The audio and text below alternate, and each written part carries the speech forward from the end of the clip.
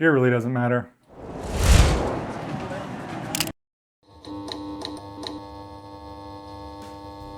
It's no surprise to anyone who knows me that I own a lot of gear. And most of the gear that I own is kind of unnecessary.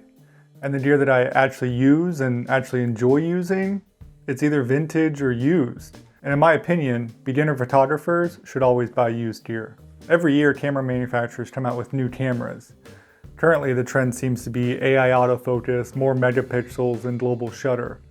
But does any of that actually matter? Let me break it down from a personal perspective. AI autofocus, yeah, it's nice to have better autofocus. But personally, most of my lenses are manual lenses anyway, so AI autofocus really doesn't matter to me. And as a street photographer, it isn't always about nailing your focus. Sometimes a softer image can speak volumes. More megapixels, I can't think of a situation where I would need more than 24 or 26 megapixels. Honestly, I have photos printed to 36 by 24 out in my hallway that look fantastic at 26 megapixels. My photos aren't going on billboards and they're not being zoomed into infinity. The type of photography that I do doesn't warrant more megapixels. Most of my photos will become are Instagram posts, small print ads, and prints, which again, I can blow up to 36 by 24 just fine. Global shutter. This is great for photographers who shoot a lot of flash or videographers. I don't really fall into either of those camps. So while I do love to see this feature in prosumer cameras, it's not for me. So the way that I see it, while this Edge Pro 2 is over 8 years old, people were still taking great photos 8 years ago. Sure, they weren't the best photos of all time because those were all mainly shot on film, which is kind of a sign of the times. But they're still great photos that I aspire to create. So why do I need the newest camera with AI autofocus and 100 megapixels when manual focus and low resolution worked for so long? Looking at this table, there are only 2 items here that have been produced within the past couple of years. My DJI Osmo 2, which I use for POV, and the Hollyland Lark Max. The rest of this stuff is almost at least a decade old at this point. The Edge Pro 2 came out in 2016, the H100F came out in 2017, and then a lot of my lenses here are vintage or used. Hell, even the 35mm f2 by Fujifilm, which is my only autofocus lens on this table, came out in 2015. So buying used gear is great, everybody knows that. And buying vintage stuff is kind of neat because honestly, the new stuff isn't going to make you a great photographer. But why do I shoot mainly manual lenses? It comes down to 2 things. 1, style. I like the way vintage lenses look. There's softer images, there's chromatic aberrations, the glass isn't perfect, and there's lens flares out the wazoo. But I like those things. They're very unique features that you couldn't get with newer specialty glass. We hate photos that come out of smartphones because they look over-sharpened. But when I see photos taken with the newest lenses that are incredibly sharp, I kind of think the same thing. It's way too jarring how sharp that image is, especially with the newer camera bodies and the newer lenses. 2 is price. Half the vintage lenses I own I got for free because my mom works at a consignment shop and whenever stuff like this comes in, she passes it along to me, which is pretty lucky. But even if you don't have that luxury, these lenses are still pretty cheap. This Olympus 50mm f1.8 is about $40 on eBay, and this Vivitar 28mm f2.8 is about $60. And I love these 2 lenses. And 3, I like the defined focus throw of manual lenses. Sure, you can shoot autofocus lenses in manual mode, but that focus ring just spins and spins and spins. There's no defined start or stop. That's the main reason I never shoot manual on my X100F, because learning to zone focus allows me to shoot from the hip more, which means that I'm not obstructing my subject as much. And it also allows me to take faster photos. If I have my aperture, ISO, and shutter speed dialed in, all I have to do is worry about the focus, which I can do just by looking down at the camera and never looking through the viewfinder at all. And sure, sometimes it's a soft image because the focus isn't perfect, but I love that. And even at perfect focus, these lenses just produce soft images. So this lens here is one of my favorites. Sure, it's not a vintage lens, but it is fairly cheap. It's the TT Artisan 50mm f1.2, and it's around $100. Now perhaps you've seen reviews of this lens saying that it's very soft wide open, or the chromatic aberrations are awful, or it's a very heavy lens.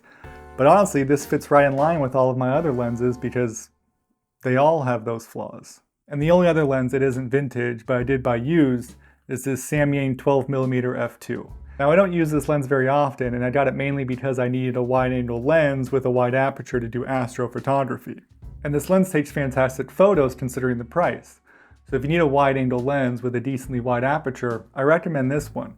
And the focus distance is so short that I normally just leave it at infinity and shoot everything from there. Now the camera and lens setup that you're not seeing on this table right now is my Fujifilm XT4 with a 16 to 80mm f4. Now I don't really use that lens much for street photography because it's too big and heavy and it just looks like a real camera. So when you're out shooting, people can see you from a mile away. Currently I'm using it to shoot my top down. Okay, so that's the end of my rant. I like vintage, I like used, and it isn't just about the price. It's about the history of these lenses and the history of photography, and whether all these newer technologies are really necessary. And with all the money that you save on used gear, you can do what most YouTubers tell you to do, which is travel to take better photos. But in my opinion, I think you can take good photos anywhere, so I'm not going to tell you that. And as somebody with a full-time job, pets, and a fiance, I can't just up and leave at a moment's notice to go to another country to take photos. So be realistic. Take the money that you save by buying used gear and buy yourself a printer, because printing your own photos will make you really happy. Oh, hell yeah. And if you're wondering where I buy all my used gear, I mainly buy it from either MPB or B&H Photo, because I trust those two sources and everything that I've got from them has been exactly what they rated it as. I'm not sponsored by either of them, I'm just passing my knowledge along. And I would stay away from eBay because you never really know what you're gonna get with that site. Etsy can be interesting because you can find pretty unique old lenses on that site.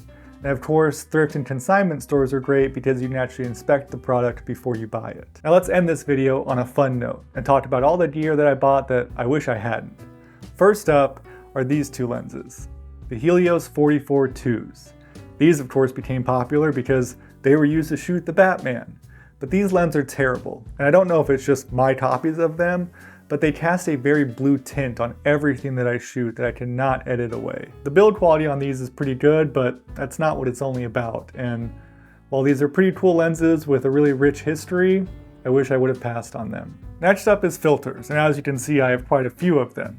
Now this doesn't include the variable ND filters that I'm using to shoot today because those are actually useful. No, the lenses I want to talk about today are the effect filters that I thought that I needed. First up is glimmer glass. Now for a long time I was all about glimmer glass, and I think that it's great if you're trying to get a film-like look because it blooms the highlights without affecting the shadows, allowing you to still have contrast in your image.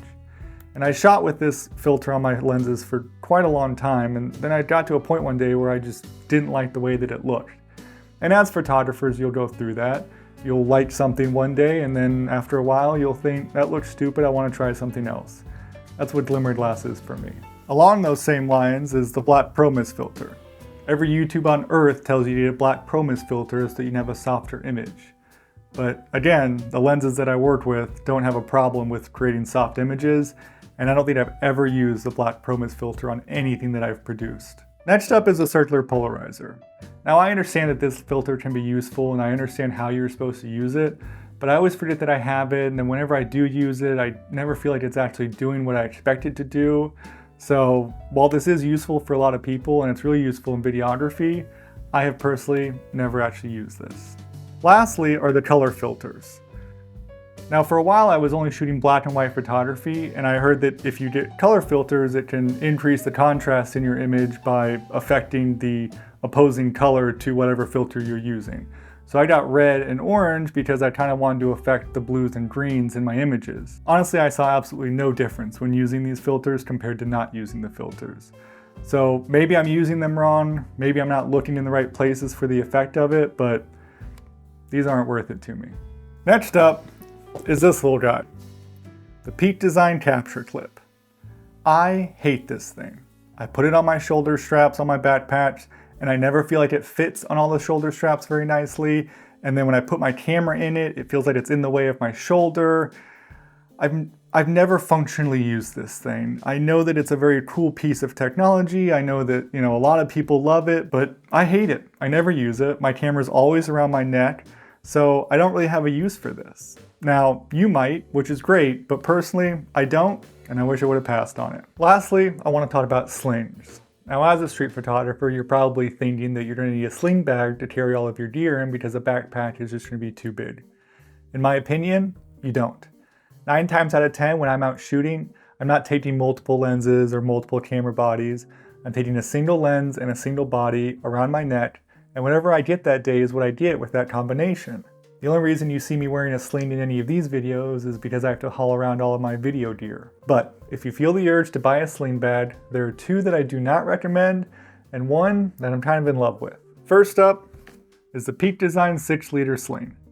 This is the least ergonomic, most unintuitive bag I have ever used. And it follows suit with their backpacks. Now I'm not covering backpacks in this video, but I don't recommend the Peak Design ones. This bag takes no consideration for the shape of cameras. It's tall and narrow, which is the complete opposite of cameras. The laptop sleeve in the back is hard to access, especially when you have it packed out, and it isn't padded enough, so I know I can feel my tablet bending whenever it's shoved in there and against my back. The opening is unusable when you're on the go. You have to unzip it fully, spread it open with one hand, and reach in with the other.